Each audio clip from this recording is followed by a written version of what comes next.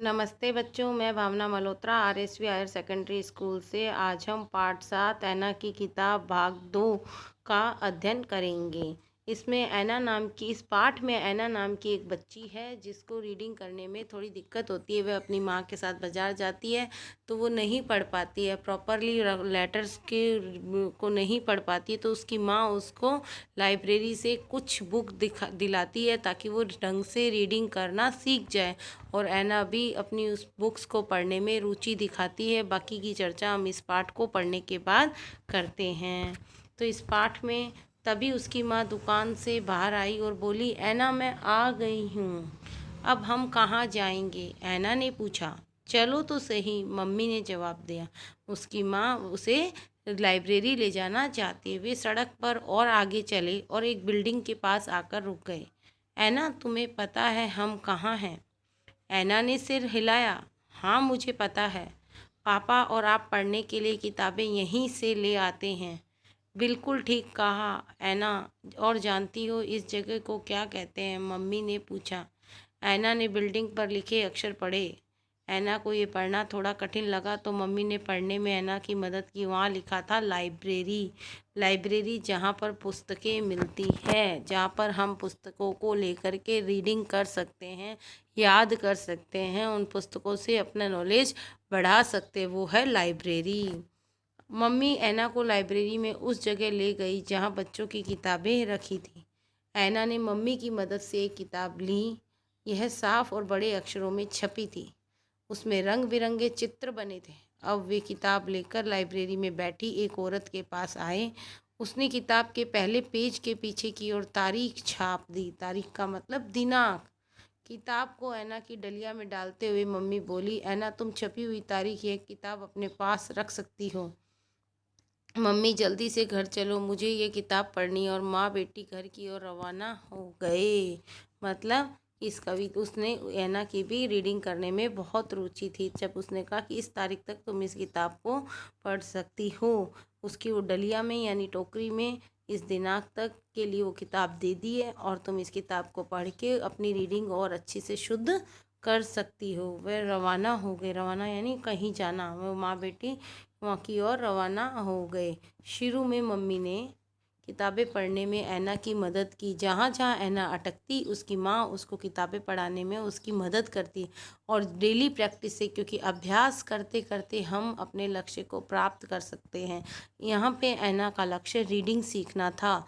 वो रीडिंग और उच्चारण करने में जल्दी ही सीख गई। जहाँ जहाँ उसको समस्या आती, कठिनाई होती या वो वर्ण उच्चारण नहीं कर पाती, उसकी माँ उसकी मदद करती और जल्द ही ऐना अपने आप किताब पढ़ने लगी।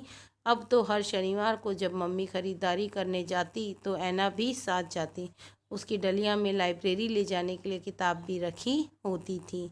किताब हमें पढ़ना, लिखना और अच्छी अच्छी बातें सिखाती है। बच्चों, हमें रोज़ाना किताब पढ़नी चाहिए और हमेशा एक किताब का एक पाठ या एक कहानी या एक कविता पढ़नी चाहिए।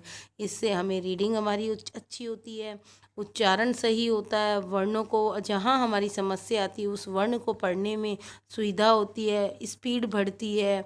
साथ में उस कहानी से जो शिक्षा मिलती है उस कहानी को भी हम अपने जीवन में उतार सकते हैं और एक अच्छा जीवन यापन कर सकते हैं।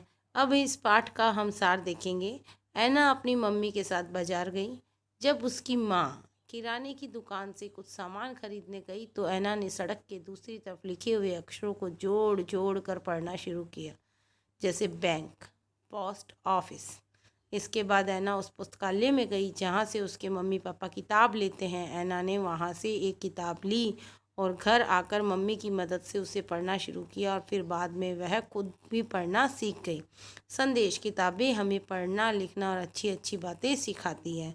हमें रोज़ किताबें पढ़नी चाहिए, न्यूज़पेपर पढ़नी चाहिए, इंग्लिश न्यूज़पेपर, हिंदी न्यूज़पेपर, ताकि हमारी रीडिंग अच्छी हो सके। तो बच्चों, आप सभी को डेली अपनी बुक्स, अपनी न्यूज़पेपर्स डेली पढ़ने चाहिए। एक पैराग्राफ डेली पढ़ना चाहिए और अच्छी अच्छी रोचक कहानियाँ, जिससे हमें जीवन जीने की कला आती है, जीवन में आने वाली समस्याओं का समाधान मिलता है। और साथ साथ में किताबें पढ़ने से हमारी रीडिंग सबसे ज़्यादा शुद्ध हो जाती है। तो आई होप कि आप सब रोज़ाना हमेशा रीडिंग करोगे।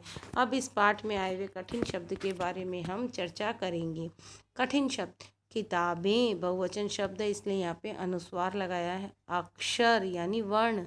लाइब्रेरी, हिंदी में लाइब्रेरी को पुस्तकालय कहते हैं। तारीख, दिनांक। रवाना यानी चले जाना, रवाना होना यानी कहीं जाना। अब वर्ड मीनिंग के बारे में हम चर्चा करेंगे।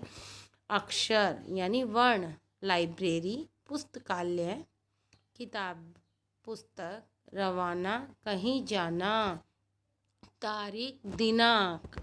ये पाठ हमारा यहीं ख़त्म होता है। तो बच्चों इस पाठ से क्या शिक्षा मिली? किताबें पढ़ना हमारे जीवन के लिए बहुत उपयोगी है, क्योंकि किताबें ही हमारा सच्चा मित्र होती है। दोस्त और सब हमारा साथ छोड़ सकते हैं, लेकिन किताब रूपी दोस्त हमारा जीवन पर्यंत रहता है। जब तक हम जीवित रहते हैं तब तक ये हमारे दोस्त के रूप में हमारे साथ एनी टाइम काम आती है।